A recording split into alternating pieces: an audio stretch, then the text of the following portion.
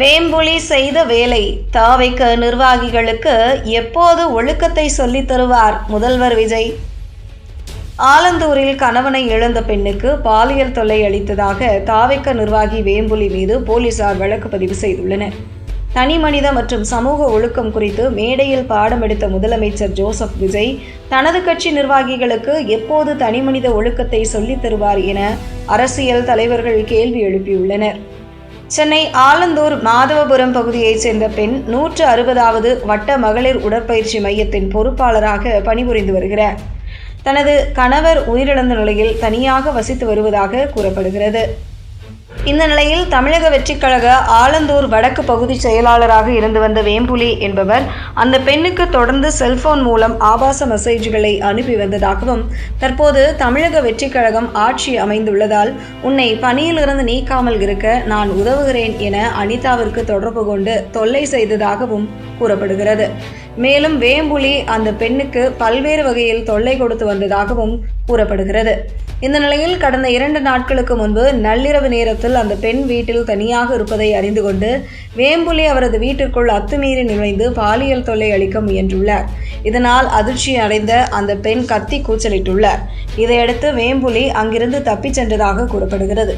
பின்னர் இந்த சம்பவம் குறித்து பாதிக்கப்பட்ட பெண் பரங்கிமலை காவல் நிலையத்தில் புகார் அளித்தார்.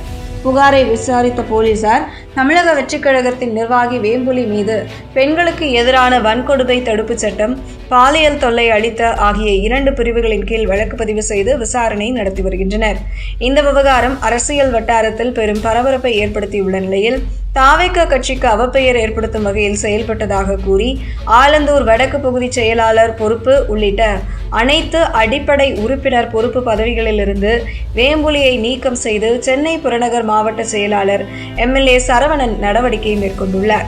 இந்த சம்பவம் அரசியல் வட்டாரங்களில் பேசுபொருளாகியுள்ள நிலையில் முன்னாள் பாஜக மாநில தலைவர் அண்ணாமலை இதுகுறித்து சமூக வலைதளங்களில் பதிவிட்டு கண்டனம் தெரிவித்துள்ளார்.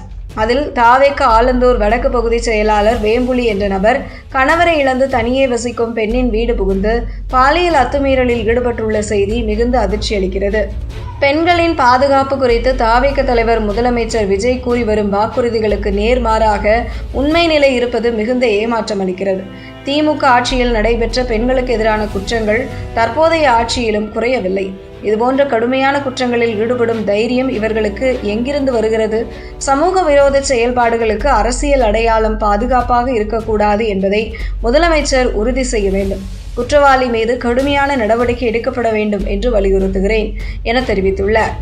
அதேபோல அமமுக பொதுச் செயலாளர் டிடிவி தினகரன் இந்த சம்பவம் தொடர்பாக வெளியிட்டுள்ள பதிவில், சென்னை ஆலந்தூர் பகுதியில் கணவனை இழந்து தனியாக வசித்து வரும் பெண் ஒருவரின் வீட்டிற்குள் இரவு நேரத்தில் நுழைந்து பாலியல் ரீதியாக தொல்லை கொடுத்ததாக தாவேக நிர்வாகி வேம்புலி என்பவர் மீது காவல்துறை வழக்கு பதிவு செய்திருப்பதாக செய்திகள் வெளியாகியுள்ளன.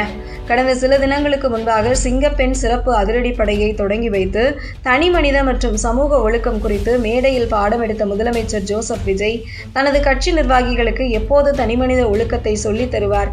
அவர்களிடமிருந்து எப்படி பெண்களை பாதுகாக்க போகிறார் என்ற கேள்வி அனைவரின் மத்தியிலும் எழுந்துள்ளது.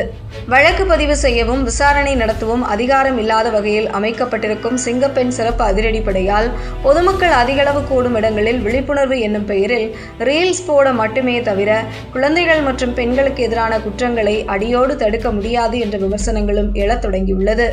எனவே ஆலந்தூர் பகுதியில் பெண்ணின் வீடு புகுந்து பாலியல் ரீதியாக தொல்லை கொடுத்த தாவேக நிர்வாகி மீது எடுக்கப்படவுள்ள நடவடிக்கை அத்துமீறல்களில் ஈடுபடும் தாவேகவினர் மட்டுமின்றி பெண்களின் பாதுகாப்பிற்கு அச்சுறுத்தலாக இருக்கும் அனைவருக்கும் பாடமாக அமைய வேண்டும் என முதலமைச்சர் ஜோசப் விஜயை வலியுறுத்துகிறேன் என தெரிவித்துள்ளார்.